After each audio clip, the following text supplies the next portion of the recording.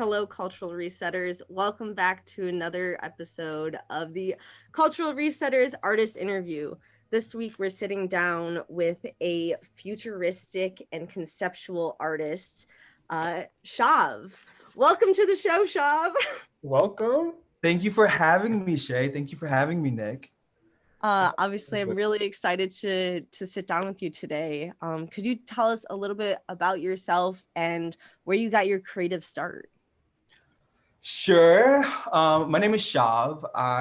Like you said in your intro, which was so beautiful, I might add, I'm a conceptual pop artist. I kind of started my career making more installational works, more conceptual gallery style pieces, which were like kind of like just like immersive art, like I was really interested in creating spaces to transform, to really show inside of my belly and what that looks like on the walls, what that looks like sonically, what that smells like, what's the emotional space that I hold in my belly, and how do I share that with an audience.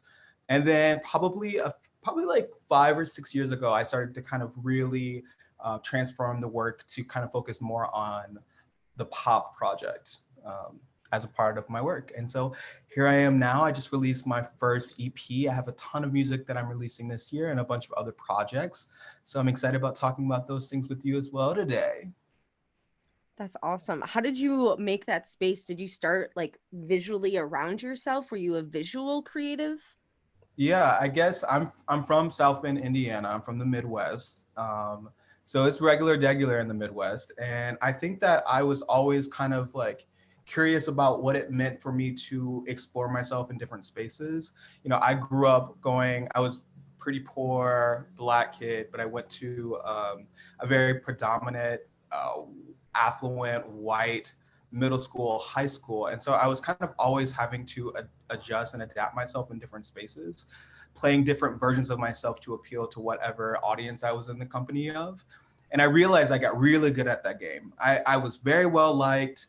I really, I came out as a queer person early on in my freshman year of high school. So using like the character building, my ability to like make people feel comfortable, make people feel like their differences would be embraced, at least in the company of me, really helped me start exploring what that looked like when I started to focus on more creative work.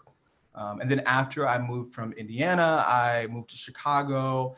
A bunch of other things happened. I got signed to a modeling agency. I worked with a ton of different photographers.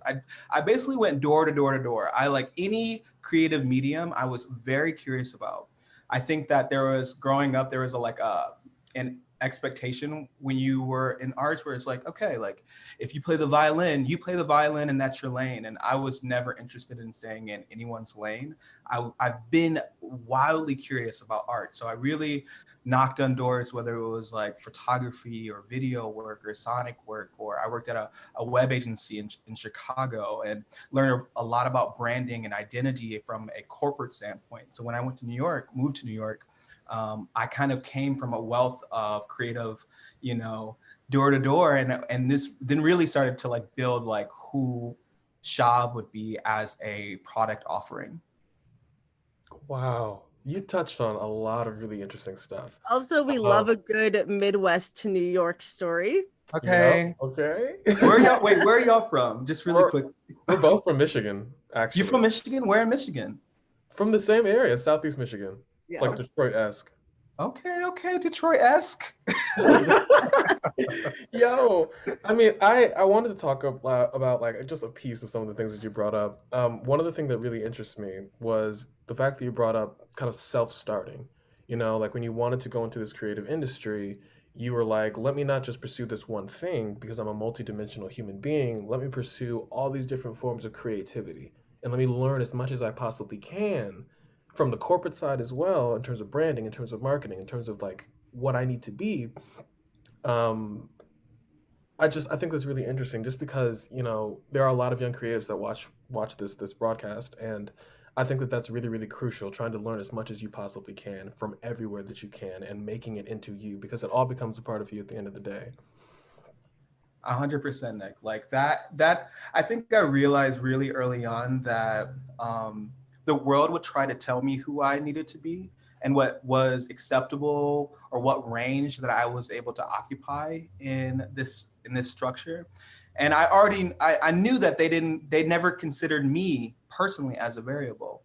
And so like when I grew up a neurodivergent kid. So I was at special needs, I guess. They would give me extra time on tests and all types of things. I never understood in the Midwest, they call it an IEP, an individualized learning plan. And what they do is like when they identify you as someone who is, quote unquote special needs, they kind of, they put you in different classes and all types of different things but they never ask me how I like to learn. They never asked me what inspired me. They never asked me. And then you also had to question, because I was a Black person in these spaces. Did they just not understand? Did they not inquire about who I was? So I already knew that no one was asking critical questions about, my existence in these spaces that I occupy, whether it was school or whatever. They never asked me those questions. So I knew that I had to ask myself those questions. I knew that I had to acquire for myself. Part of having a learning disability is they never required me to learn a language. Cut to me spending a year and a half in Paris after spending a nice bit of time in New York and really starting to build my first art project while I was living in Paris, having to learn French as a language, having to learn it at my own accord. They never thought that I needed to know the language. They never thought that I needed to know anything other than English, whatever they told me to learn. And so I knew that I had to really get those things for myself. No one else would. Ooh, the preaching. Shav, you are preaching right now. The biggest thing, the best line, the best quip that you just said was, they weren't asking me questions about how I was learning, about how, like, they weren't asking me questions about me, so I had to ask questions about me. And I think that that's a testimony that a lot of Black people have in predominantly white spaces. You just start with that, like, I know I've experienced that because I grew up in a predominantly white space, and it's like, and especially in the Midwest, like not everybody kind of caters to you because they don't really know much about you. They don't really know much about your culture and your people. They don't really know much about how you think, and sometimes they don't really take the initiative to really figure it out. It's But that that lack inspires of you. understanding of a person, and not being willing to put in the time to actually ask somebody and adjust to their needs. Just Mhm, be like, okay, well, you can go with that group of people, but that group of people has so many different needs, you mhm. can't put them all under the same, I mean, like, education in this point. But so many times people are like put in a box and like, okay, that's how they'll be educated, that's how they'll be treated. Oh my gosh, like 100%. I think that, like, kind of going back to being a neurodivergent person, being in these classrooms with a range of people who had neurodivergency, all types of, challenges that they had in these rooms. And I realized that, they wouldn't ask me who I was. They only cared about how well I assimilated in these spaces. Was I a disruption? Because I was a person who, had ADHD, but it wasn't like I was disruptive. What I learned how to do was mask really well. Like I learned how to look like a student. I learned how to look like I, was present in here, but I spent so much time masking, and I didn't have the space to actually learn. Yeah, I think that there was just I really had to understand from that place where there's these two places that I lived in, right? There was the expectation around what my Blackness, my queerness, what being a poor person in this country looked like. And then there is the things that I was curious about, my creativity, how I want to communicate myself, and the range of my existence, my sexuality, my gender identity, like those things, like they're very much in different places. And so my creative work is really born out of trying to reconcile the two, trying to acknowledge the person that I was and the student that I had to be to learn and observe myself in that context, as well as how do I grow for myself. So my work is really like, my first EP that just came out, it's called Totally. And that project, I started working on, my work kind of starts from creating, at first I used to start from like creating poems. I used to write some poems. And then I would slowly, like I was friends with a lot of musicians in New York. And I would start turning those poems into little songs and have my friend on guitar cut to me. I'm performing at the Bitter End in New York. And that's kind of how my work started. So the songs that are on this debut EP are kind of like a hodgepodge of different little bits that I've kind of acquired that live in different sonic places, but ultimately speaks to the truth around people not seeing me how I see me and having to assure myself and them, but believe me, it gets good. I know what I'm capable of. You may not see me, you may not understand what I project or the place in the room that I live in, but I know where I am. I see who I am. I see what my potential holds. I see what my people look like. I see what they're thirsty for. So I will take up this space and I will create work that speaks to that truth. And so that's really how my first EP kind of evolved. Now I'm getting ready to release 4 EPs this year, kind of all living in different creative spaces, because nuance, acknowledging our nuance is a part of making work, making my art, you know, for me. And that's like my biggest platform, I would say. I really want to encourage people to live in their fullness, because there's so many things, whether you're a woman or a femme or trans or whatever, there's all these things that they say, you need to be this, you need to know your brand and deliver at all times. And it's like a fallacy. That's bullshit. We are a million things all at once. And to explore those things and to be actionable in those things is what it means to be human. It's not the popular way that people like to be human in the world that we live in, but that is the truth of our existence. Oh my goodness. I need a I'm still trying to absorb all of this. Shay, did you have something? because I feel like I had several thoughts because I was listening very intensely, but we were talking initially about your experience as a student. Mm-hmm. And that very much translate to you now and the person you are now, and almost like how you have become your own student. You've taught yourself, you have like figured out your own needs and what that looks like, and been able to come into that and being able to fully come into that. And I think that that's something that honestly is honorable. I mean, like, I think that being able to come fully into yourself is something that most people struggle with, you know, and being happy with that person they fully come into, and being able to be like, this is what I am. I know personally, when I try to identify myself fully, specifically, you know, like my sexuality, my sexual identity, Mm-hmm. it's really hard to be like, this is what I am. Because it's like, I'm still coming into myself. I still don't fully understand, you know, like what it is that I am or am not. And it's like really difficult when you have to be forward and be like, this is what I am. I know that's not a question, but that was No, just what cycled Shay, through. that's a beautiful sentiment. And I also want to just add to that, to yes, and what you just said, is that we don't have to arrive anywhere. You don't have to have this eureka moment where you're like, oh my gosh, I know exactly who I am. I know exactly where my orientation lives. I know exactly where my identity lives. We are always kind of a moving target in understanding ourselves. We're always having to reintroduce ourselves and to the people around us. I think the challenge and that we have to acknowledge is it's work.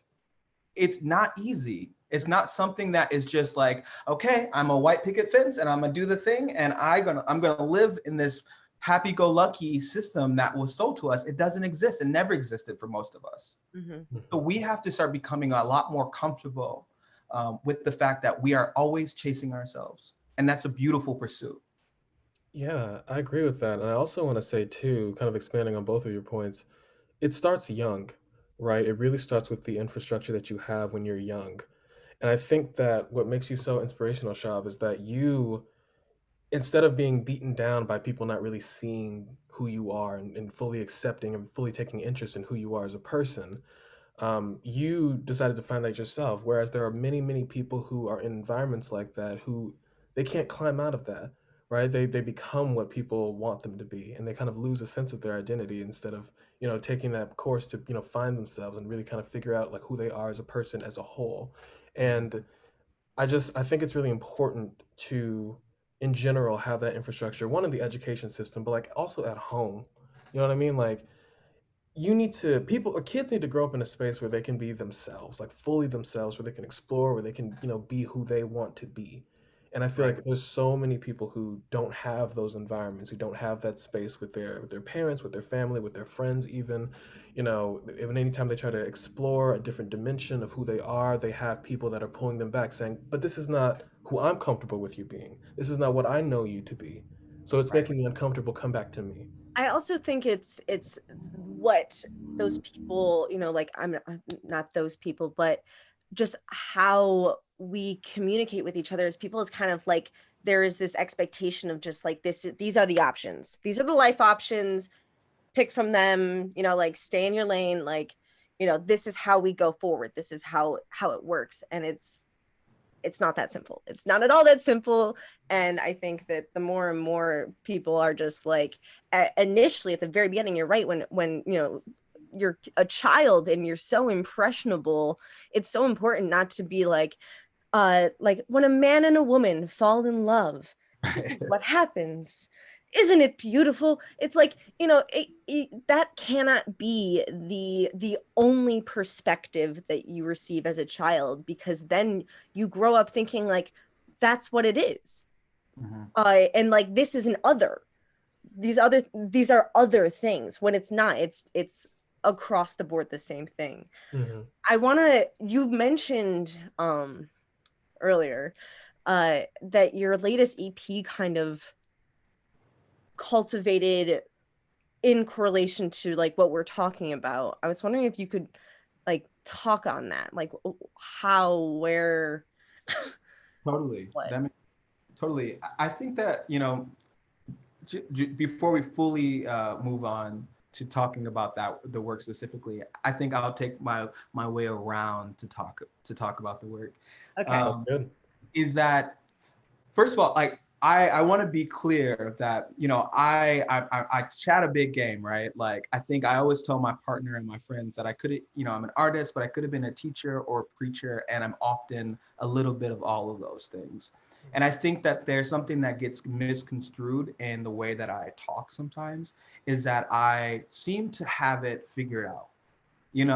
I seem to like be really crisp in the way that I talk about these challenging challenges and the work that I've had to understand for myself. But let me be clear that that is only a product of how I've had to assimilate and mask in this world. I had to understand what it means for me to take my ideas and quickly project them in a way that is consumable and relatable to people. And I Mm. want to be very clear that it does, having space in your youth at a young age is wildly important, and I wish that for everyone, but that is not the reality. That's not tomorrow, sadly.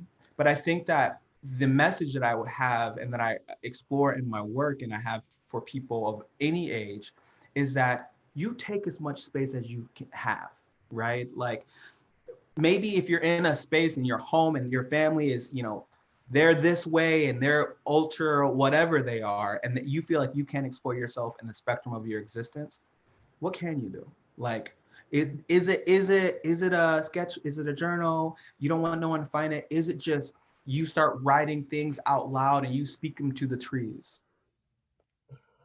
Do finding moments to speak your thoughts and your feelings to the trees at the very least validates your experience, because to me words are spells. If you say it out loud, you say the things how you feel, you speak things into existence.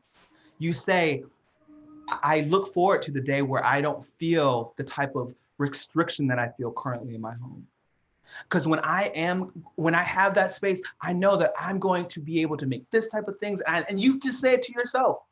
You interview yourself. That was all I could do back in the day. Like I grew up in South Bend, Indiana. People didn't understand the gig. They didn't understand. I didn't understand myself. I still don't understand myself. I'm chasing myself all the time. But all I can do is continue to understand how to open up the scope of sharing with myself. Now I'm so thankful that I work in several different creative mediums, but I acquired them slowly but surely. They were poems, they were words, they were sentences before they were big thoughts articulated to you now. It takes time, whether you're 5 or 55. That journey is a journey, and it takes a lot of work, and it is something that doesn't happen overnight. And you take what you can get, and you can continue to try to pry it open and get it bigger and bigger. And that's kind of like the reason for my work, and the reason for these projects that I'm going to be releasing this year, starting with Totally. Like, I really want people to know that they are nuanced. All of these EPs, I'm releasing 4 EPs this year, starting with Totally, that was just released a few weeks ago. And all of them live in a different sonic place. They all explore different elements of my gender expression, different elements of my lust and love for life, my different elements of my glamour and my thirst for fame, and examining, why is fame important? Why do I need to be a consumable product? What does it mean to be consumable? Fuck being consumable. There's a whole range that I'm trying to explore and understand in the work that I'm creating right now. And thankfully I have the space to do that, but it wasn't always that way. And I'm looking forward to having more room, because I still struggle with having the space. I still struggle with shame. I still struggle with uncertainty. It's something that we always are going to be, unfortunately, we're all soaking in this solution. And right now, the work that we can do is acknowledge that we're in it, and acknowledge that there's places that we can go, that there's room to grow. Yeah. But I there's enough. Go ahead. I don't know if you meant literally speaking to the trees. I think you did. And I want to talk about that because I definitely speak to the trees. I love trees. As This you is should. something we I know. think they listen, Loki. But... Oh, absolutely. Trees communicate with each other. That's another conversation. But I wanted to ask you, like, because I thrive on witchy shit. Do you do you feel as though your music is a spell? Yeah. Yeah, 100%. CHAV as a character, like when I first started thinking about CHAV, and it is like a part persona, part art project, that I'm always kind of speaking into existence and moving things around and painting different colors. But the way that it started to come to me was that I started feeling like I was like, man, like I really, every time I write different things, or I can see myself in all these different planes of existence. I can see myself in all these different ways, and I don't understand. Like I can see my life. I can see how I animate myself in all these different planes of existence. And I used to be like, oh yeah, so that's just like, I guess that's my gimmick as a pop artist. Like I'm just, I'm a superstar pop princess from an alternate timeline, and I'm able to channel other versions of myself to create work, right? And I was like, oh, that's just like a gimmick. And then I realized that no, that's how I feel about myself. I feel like I am recognizing that I am a person in this system, in this matrix, that has the ability to channel variations of themselves. And I use that ability to create work to hopefully provide space for people to see the nuance that lives in them, and for them to kind of embark on that journey as well. My work is magic. My work is spells. The music is made to be that. Yes. What I Yes. love about that, because you hear a lot about manifesting, right? And like people are really trying to like, or they're really like hopping on that wave rather. Yeah. And I was looking into it, and I'm like, what is manifesting? Like I didn't know what it was. And it's about how words in and of themselves really have power, not just power over other people, but they have power. Like the things that you think have power, right? And like you can actually bring them to fruition through the focus of the mind, through the focus of the spirit, the focus of the body, whatever you want to focus, you can channel it into something that actually brings something to fruition. And to me, that was just really, really interesting. Just because, I grew up in like a more of like religious household, more so. So like I didn't really have, I guess, that sort of freedom to consider these things. Um, but now that I'm considering them, sometimes I'm like implementing them into my daily life too, and like I see results. You know what I mean? Like I see results where I am thinking differently, or I'm feeling differently, or I wake up differently. So I guess that's not really a question, but I my that turning that into a question rather, is that what you want to do with the next EPs that you have coming up? Do you want to kind of use your songs as a form of like manifestation that people can use to really bring what they want closer to them? I think that, manifestation, there's all types of cute, like there's all types of buzzwords that have been, around since forever, since spirituality, since witchcraft, since Christianity, all the things. There's been all types of language to describe the conversation that we're having right now. Mhm. And the way that you come to that like understanding is all unique to you, right? Like, I grew up also in a Christian environment. Most black folks in America have some fundamental relationship to Christianity. That's just the name of the game for various reasons, which is another day. But but I also like, because of the masking that I talked to y'all about earlier today, or earlier in this conversation, when I would be in these spaces, I was able to often like look outside of myself and look inside, um, at the congregation, at the church. I knew that like humans are inherently flawed. So regardless if you're speaking to me on the sidewalk or from a podium, there is some questions that I'm going to have about what you're sharing, because we're human. Humans, we don't have the answers. We barely know what's in the sea. We barely know, we're just in this floating rock in space, and we have no idea what the fuck is going on. Like, how are you speaking to me and preaching to me? You know, we don't know. So to Mm-hmm. me, it's like there's all types of things that you can take from whatever spiritual practice, whether it's Christianity, and find light and health in it. And also recognize how we corrupt those messaging. How do we corrupt these thinking? Because it's a big game of telephone, and there's not everyone has the best intention for our society. A lot of people are playing another type of game that never considered you, never considered women, never considered people of color, never considered queer people. And so you have to be conscious about what's going in and out of your ear, what is being talked to you in the classroom and in the pulpit. You really have to like look at those things and question and discern, are these words coming from their lips with grace, intention, and magic for my healing? Or are they coming for a selfish gain? Mm. I got questions. Woo! Preach, preach. I also came from a religious household, and I feel like that's a lot of people in this generation as well, who are connecting with this kind of magical spirituality, have maybe come from that, because that I don't really connect. It's like I I have been able to find my ability to connect with my own spirituality through what I call witchiness, of course, because it's like that's one of the terms, that's how you identify it.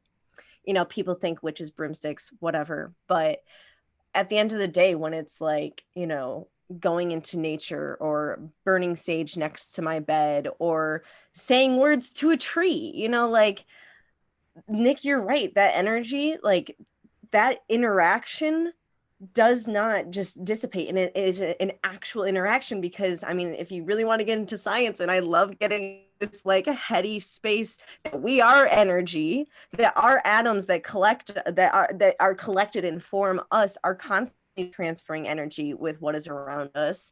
And I think that if you are putting forward that energy to be able to bring something into fruition, Mhm. that that is manifestation. Yeah, It's making it so that there is an opportunity for that thing to happen, because it's not just going to happen, like you need to be actively seeking it, or at least opening your mind to it. exactly. And I also want to say too, to anybody who's watching this that is religious or is really kind of, dedicated to a specific spiritual practice, that's not to say that this is not possible within your spiritual practice. Just like you were saying, Shav, like there are multiple different ways to come to this same conclusion. These principles have been called so many different things throughout the thousands upon thousands of years that we've been existing as humans. So it's not to say religion is wrong. It's just not right for some people, I would say. 100%. Yeah. Yeah. Uh, So I want to talk about all of this in relation to the music industry specifically. Uh-huh. Um, we were all about resetting the industry, making sure that there's a good space that's available for queer artists and POC artists. So I wanted to know, I know you're creative of all the different backgrounds. How has it been navigating the music industry, identifying the way that you do? It could be ethnic, it could be gender identity, sexual identity. Yeah, it's hard. Yeah, it's awful. I mean, I think it's a few things, right? It's first of all, it's not all bad. It's honestly a lot of beautifulness. Having conversations like this, being on tour with Dorian Electra, meeting all these beautiful queer people around the country and around the world, and giving and serving as a beacon to show them that they exist and we are so varied in our queer selves and in all of our nesses. That's always such a beautiful part of creating and making this work. It's really fucking challenging though. Like, I think right now, with my team, I'm always kind of thinking, are we documenting this, y'all? Like I'm literally in our team meetings. I started the record label a few years ago with my partner Richie, of Laptop. Flat Pod Records, and right now it's just me and another artist named Marina on the record label. And in our meetings, I'm saying like, okay, we're starting. We're building a pitch deck. We're doing this outreach for press because we do all these things ourselves.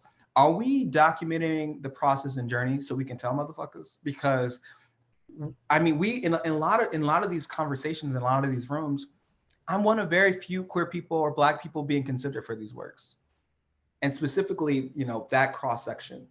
As a trans person, as a person of color in these conversations, and now we're kind of getting up on June, right? It's Pride.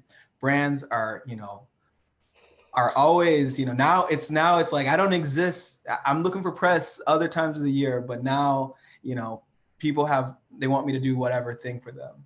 And I think that that's often frustrating. It's often like I'm trying my best. Like I think my work is cool, right? I think my work is great, but I don't think my work is the best. I'm so curious about those who climb on top of my shoulders to create from a whole other vantage point, from above the trees, looking over at the canopy. I'm curious about that work. That's the reason why I make the work that I make, because I don't think the buck stops here. I think I'm just hopefully a stepping stone to something greater than myself. And that's how you heal generational trauma, which is my objective. And it's frustrating. I'm often saddened by the reality of people not giving a damn about my voice. People liking aspects of my coolness and displacing the things that don't serve them. The reality of me having to cultivate a pop persona is that I had to be likable to whiteness. I had to be likable to mass audiences. I write hooks and melodies with that intention and seed honesty and truth in them as I can. But I'm not my full self. Like I'm not really like I'm working towards that. I'm trying my best in these EPs to get closer to that mark. And I think every time it's a journey of getting closer, and I'm proud of that journey. I'm proud of the work that artists like me do to see themselves, to offer room for themselves and the people that they champion and represent. But it's challenging. I'm exhausted. I'm tired. Like it's not my favorite to always have to put on a show of my queerness, put on a this is how my Blackness lives. People ask me to do different things for their blogs or for different things around pride, and give talk about superficial things around being a part of the LGBTQ community, like superficial things like fake woke things. But I'm like, the real truth is, where are you next month and the following month? Are you following up on these stories? Are you giving these artists that you're putting pieces on together during June, are you following up with them throughout the year? What about January? What about February? Like, what's up? And people don't want to have those type of conversations. People don't want to be confronted with that truth, that you only give a damn about Blackness, you only give a damn about queerness when it serves a narrative. Fuck that. Truly fuck that. And so it's a frustrating and fatigue fatiguing experience of being an artist. But along with that is the beauty of validating what I've been experiencing from when the days in which I didn't have the words to contextualize, my gender expression or my relationship to my blackness because it wasn't the popular way to be a black person, to be a black boy, to be a black girl, like really trying to understand those things and having that journey and kind of like patting myself on the back and loving myself for arriving to that conversation is a beautiful part of being an artist in this way. And I do love that. It's good, it's bad, it's all the things in between. That is so beautiful. That is so, so beautiful. I just, Beautiful but true, and somewhat unfortunate, and also prevailing. I think too, I want to say, you talked about how all of these different blogs and all these different publications now want to talk to you because it's Pride Month. I want to say too, for us, that's not what this is about. As the culture reset, we're not about having these, conversations, these like lighthearted conversations like, oh yeah, it's Pride Month. All right, back to business. Like, no. Like we do want to create sustainable change for all of these different communities that are marginalized in music. And I wanted to note a really cool parallel, I think, with tokenization between the queer community, people of color, but also disabled creatives as well. Because Shay, we did an interview with Victoria Canal, and one of the things that, and Victoria Canal is a disabled artist, and one of the things that she was talking about was how a specific corporation invited her to do a show at some sort of gala that they were doing because it was some sort of like week celebrating disabled artists or something like that, or it was some sort of fundraiser to help disabled artists. And they had her there, she performed, but she wasn't allowed to like move about the premises or something like that. Like she wasn't given the same, I guess, abilities and She was privileges there other for the people. photo shoot. She She was was there there for the photo for the shoot. looks. She For the was there for the looks. performance, but she wasn't there for anything else. She wasn't there to have a conversation. She wasn't there to, mingle with any of the guests. She was just there as a prop. And so I say that because I think that this is something that affects multiple different marginalized communities in the industry. And I guess just in general, just using people with stories and experiences as props. Mhm. It's messed up. So I wanted to bring attention to that. Yeah, no, and I think that's beautiful. And I also want to be clear in, like I was thinking about, what it means for us to create space for ourselves, right? Like I see myself in this way, right? I see myself on a big stage and I see myself and that's the reality I'm pursuing. And that's the timeline I'm curious about and I'm working towards. But in these moments, like right now, in the place that you and I, that the three of us are at, it's really important. And who has said something like this? And I won't even try to quote it verbatim, but Issa Rae. Issa Rae has said, like when you're growing, when you're building as an initiative, as a corporation, as a creative concept, it's so easy to want to punch above your weight. It's so easy to be like, well, that person at the very top is doing the thing that I want to do. So I'm gonna try to get a meeting with that person. I'm gonna try to punch above my weight and try to really storm my way into this room because I deserve to be there. That might be true, but understanding what it means to look around, to grow up with people, to have this type of fellowship, to have these type of conversations, really prime yourself from getting into those rooms because ultimately we've been soaking in a solution of capitalism. And it will be so easy to, even having this most strong ideas to digress to serving capitalism, to serving the machine, to watering down your product offering. These type of conversations at the level that we're at right now, with other artists, with other creatives, with other people trying to broaden the scope, it's really important to us in gathering the language.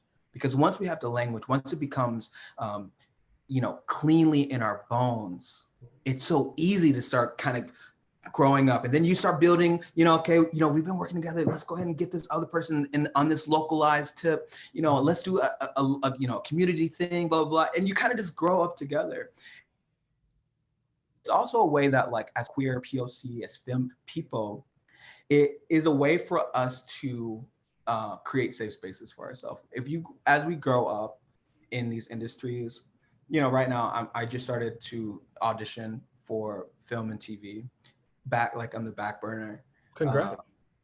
Thank you. I guess I'm in LA now. I just That's what you do when you're in LA. I'm in LA. So but like the only way that I've been comfortable doing that is that, you know, one of my creative partners, Liz June, helps me, you know, kind of discern different roles, different opportunities, you know, making sure that the scripts feel inclusive, and also that, you know, that they know, you know, one of my managers says, okay, this is their pronouns, this is, you know, this is that, this is how you want to kind of talk about these type of things. Priming the room is such an important part of the game. And sometimes when you create those systems and, you know, those small groups, it really makes it so much easier for you to move collectively. I think that is so key. Just being able to slow down and do things right and build it one step at a time and not be like the next thing, like let's keep it going, you know, and being able to slow down and be like, let's start with introductions. Right. Literally it can be as simple as that, but you're right. Like if you don't have that time to like actually be able to get to know each other, like even just as your identifiers, you know, like I think that you know, like when you meet somebody and you tell them your name and your pronouns, at least you know how to identify somebody. You know, if you never have that time to just be like, "Hi, this is my names and pronouns," then when you ever gonna slow down for that? That's the You know, first step. if you can't even slow down for that, then what? Then everything else. It's literally, Shay, like it's literally that. Like, you know, I recently, like, I'm very, and this is something that I really pride myself on, is like, don't work with everybody. Don't work with everybody. You know, like there's been opportunities that I was like, I know this could have been a great opportunity for me. I know that I could have been in that room, but like they couldn't get my pronouns right. They couldn't like, I understand you can mess up. I got a whole ass beard on my face. That's a whole other type of energy than like most people outside of our queer circles experience. I get it, you know, but like from a baseline, like energy of around respect, like, you know, I've said no, you know, and there's been, especially like when you're a woman in these spaces, when you're a femme person in these spaces, when you're a Black person in these spaces, it's so easy to quiet yourself. It's so easy to say, you know, like I'll make myself a little smaller to give that person more room because I want to have this opportunity. But when you're working from a place of being small, that jeopardizes your product offering. That jeopardizes the art and the range of your work. It truly does. So I've kind of gotten to this point, and my biggest, you know, thing that I would even, you know, I want to walk away from this with is work with people that you like. Work with people that care about you, that want to see you, that have questions and you got answers, or maybe you don't, but you guys hold space for that, because you can make as many cool things with people that don't fuck with you, but like when you make art with people that you don't have that thing with, they're a parent to your child. Mm-hmm. You know, they're a parent to that process, and that could be traumatizing, and you can learn from that, and many artists we all will make those mistakes with working with people that maybe there were some red flags, and that's a part of the journey. But I think that working towards bridging that gap and really truly working with people that see you, that work to see you, that do that type of work is step one, I think. I could not have rounded this interview out better, I think, because we really like have had such a full conversation during this time. And trust me, Chav, this is not the end of our conversation, because I want to talk to you again, and you know, maybe we can collab on something. TCR meaning, unless you want to collab with me personally, which I would also love. But visual artist and creative director herself, so you know. Oh, thank you, Nick. Yes.